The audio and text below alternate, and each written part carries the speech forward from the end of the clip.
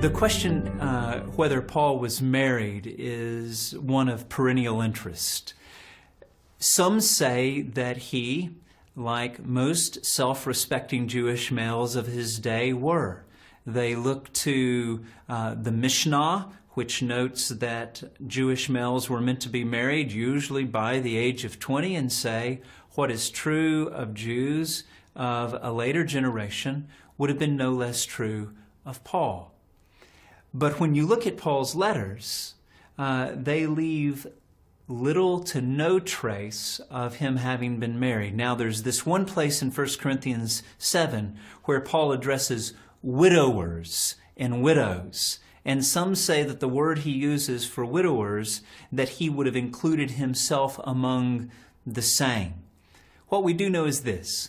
At the time Paul wrote 1 Corinthians 7, he himself was not married. He regarded his singleness as a gift, and he suggested to those in Corinth who were not married that they would do well not to marry so they could devote themselves more fully to the ministry as he himself did. So Paul says that believers can marry. Peter and others took with them believing wives, he says in 1 Corinthians 9, but he himself was not, and thought that he too possessed the Spirit of God.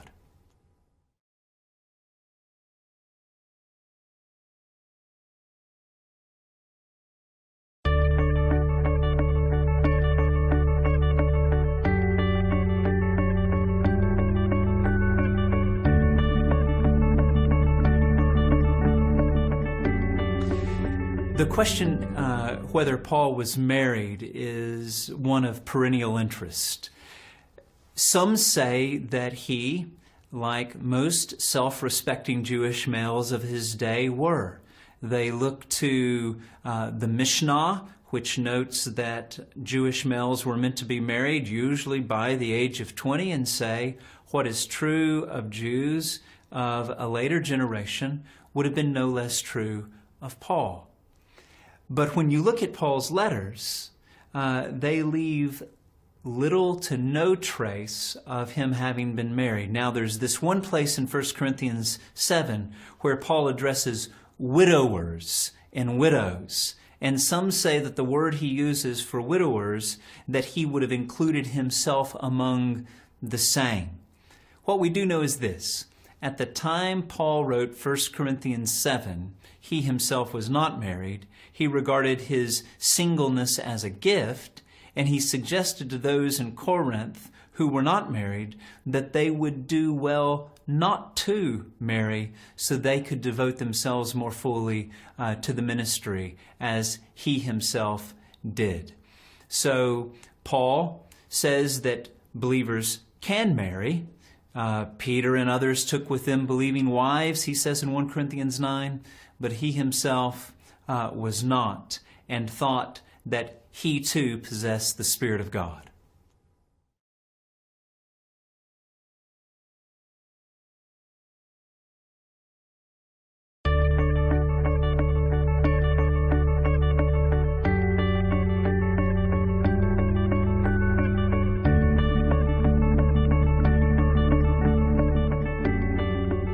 Some think that Paul was a chauvinist, even a misogynist, and they base these kinds of conclusions on certain statements that they find in Paul's letters, usually enjoining women to silence in the worship service, be this 1 Corinthians 14 or 1 Timothy 2.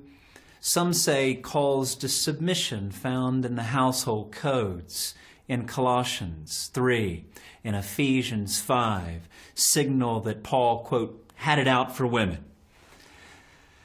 But a more careful and thorough reading of Paul's letters begins to demonstrate that the case is far more complex than those who think that Paul was, quote, a woman hater, as George Bernard Shaw once said, the eternal enemy of woman, reveals. So, for example, in 1 Corinthians 7, Paul says that not only is the woman's body the wife's body the husband's, but the husband's body is the wife's. So they should not deny one another conjugal rights. Yet again in 1 Corinthians chapter 11, in the Lord, Paul says, neither woman is independent of man, nor man independent of woman. Yet also, as Paul begins to talk about his work and his mission, it's fascinating, isn't it, how many women played prominent roles. Just to tick off a few.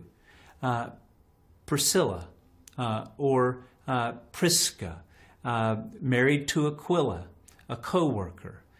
Paul names Phoebe, who was a deacon. It may be that Junia, married to Andronicus, could have been among the apostles. Then we have Lydia, Euodia, Syntyche, Nympha. Just to scratch the surface, all women named, all related to the Pauline mission, which suggests then that these texts that restrict the role of women are perhaps situation specific. And if we begin to look at Paul's missionary strategy and his communities, women played a significant role. So the claim that Paul was against women as women per se is a claim that is ultimately not supported by the evidence.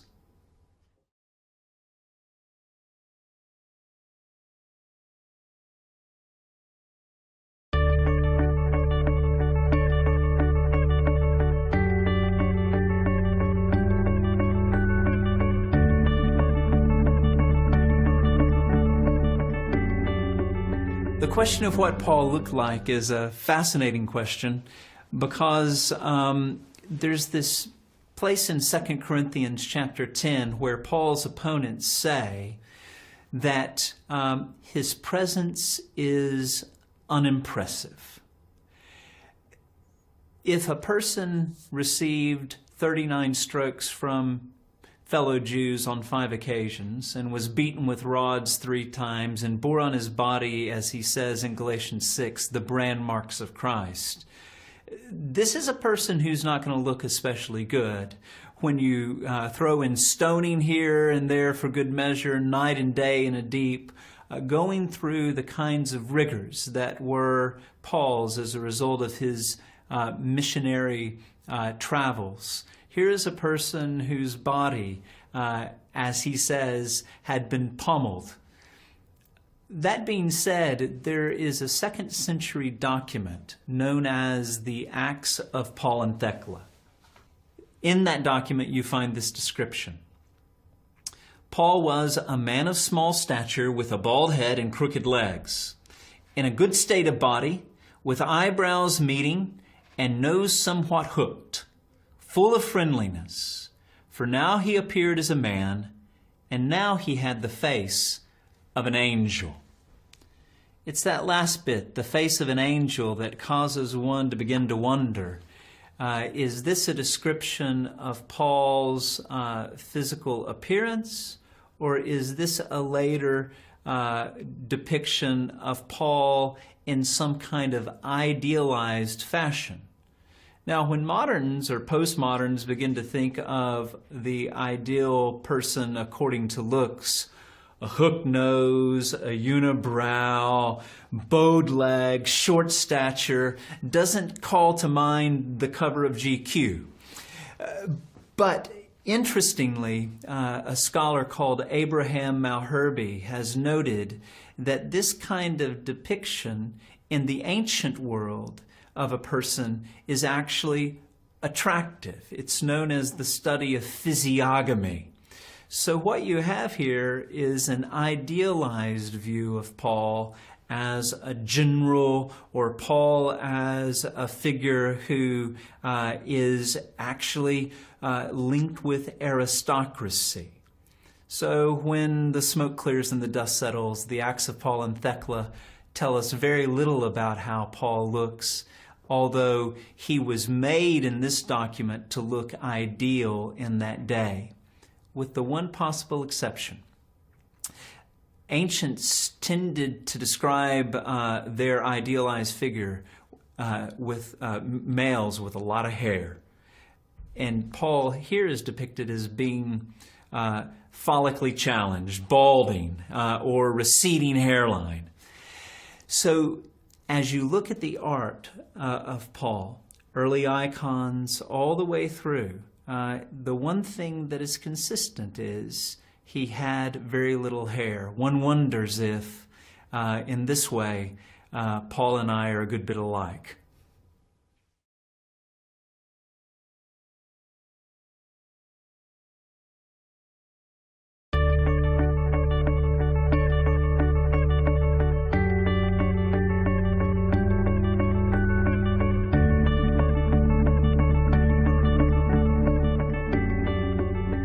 The question of when Saul became Paul is a question that students and readers of Scripture often ask. And they link this transition to the time of Paul's encounter with Christ en route to Damascus. You hear people say that Saul, the Jew, the non-Christian, becomes Paul, the believer, the follower of Jesus, the Christian. But closer examination shows that this is in fact not the case.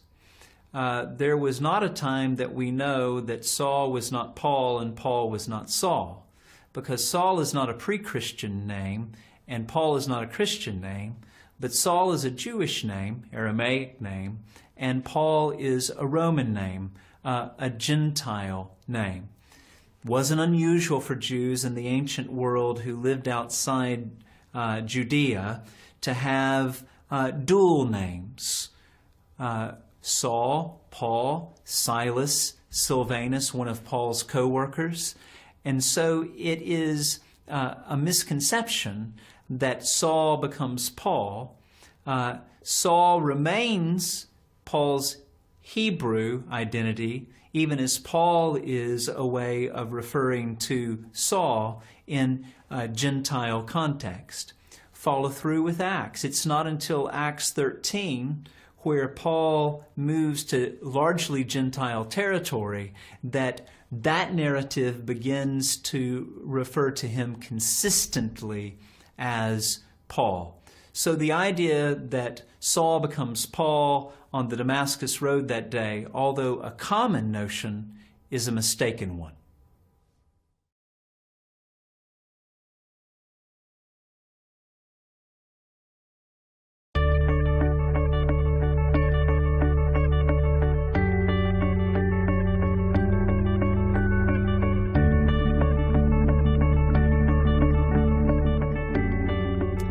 Some people think that Paul's missionary strategy was non-existent, that Paul was simply going willy-nilly, helter-skelter, wherever the winds of whim blew him throughout the ancient world, going from this place to that place to this, in a holy hurry, saying, as it were, the sky is falling, Jesus is coming, get right or get left. But when you begin to examine Paul's mission more carefully, one sees that, yes, there is elasticity in his itinerary. He says that he wants to go where the Lord wills. But there's also a strategy at work. When we think about the places that he spent considerable amounts of time, places like Corinth, 18 months according to Acts 18, Ephesus, 3 years according to Acts 20, we see that Paul didn't always have a knapsack on his back, hurrying and scurrying about. Further study reveals that Paul takes the gospel to urban centers. Philippi less so, but Thessalonica, Corinth, Ephesus, all places that have significant populations and are next to significant travel routes, be it by land or be it by sea. So Paul's missionary strategy seems to be place the gospel in an urban center, and like the proverbial rock in the pond, it will have a ripple effect. Case in point, Paul had never visited Colossae according to the book of Colossians, but Epaphras, seemingly one of Paul's converts, brings the gospel seemingly from Ephesus to Colossae. Philemon, another Pauline convert, seemingly lives in Colossae and was likely brought to faith in Ephesus. So this strategy of placing the gospel in an urban location allows us to see that Paul was something of an urban missionary. And that seems to be the strategy that allowed him to preach the gospel from Jerusalem in the east all around to Illyricum in the west, according to Romans 15.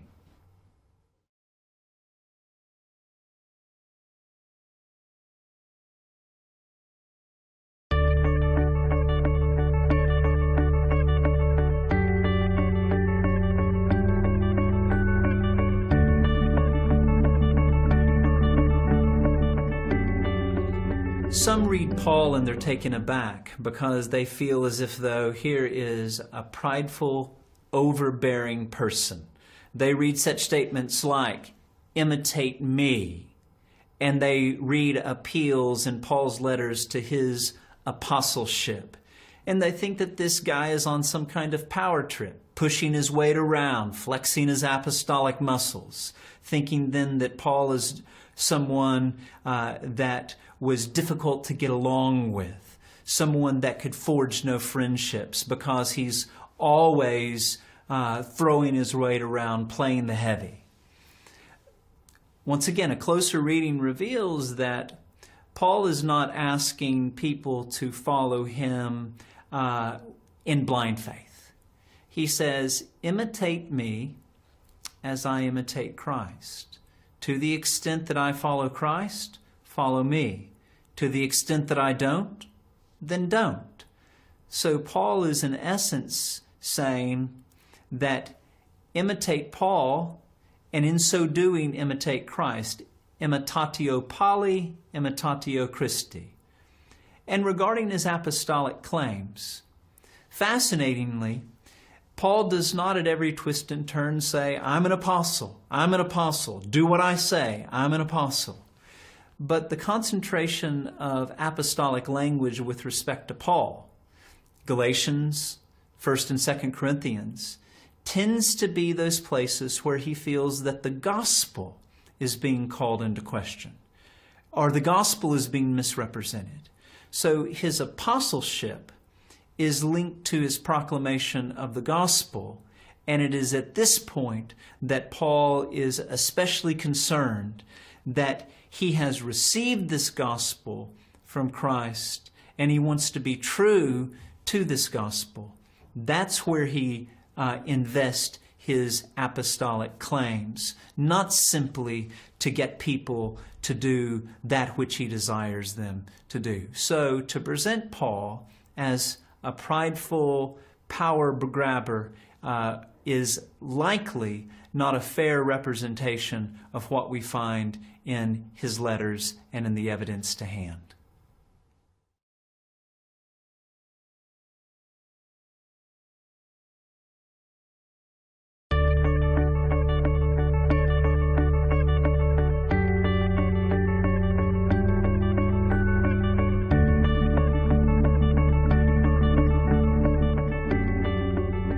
People find the question of how Paul died to be a fascinating one, and we do not know based upon the biblical evidence.